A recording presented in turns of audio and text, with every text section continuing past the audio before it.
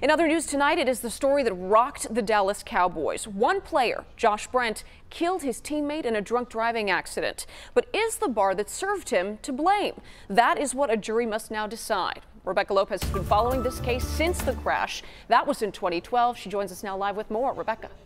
Well, the jury selection began today in that trial. Now, when Josh Brent crashed his car, his blood alcohol level was twice the legal limit, and he was going 110 miles per hour. The victim's mother forgave Brent and says it was the nightclub that was really responsible for her son's death. Now, Brown's parents sued Privé, which was the club, the VIP club inside a place called Beamer's. The Texas Alcoholic Beverage Commission found that there was sufficient evidence that the Northwest Dallas nightclub sold alcohol to an intoxicated person on the night of the crash, and said the club was conducting practices to promote excessive consumption by patrons.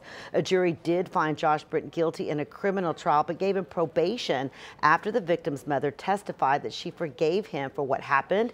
Now, Brent did spend 180 days in jail and had to go into rehab. At the trial, a toxicologist testified that Brent, who weighed 320 pounds, drank the equivalent of 17 drinks that night. Now, Brent, again, is in trial. He's being sued along with Privé in this civil case. He is expected to take the stand, and it will be up to a jury to determine if he and the club should be held responsible. Reporting live, Rebecca Lopez, Channel 8 News.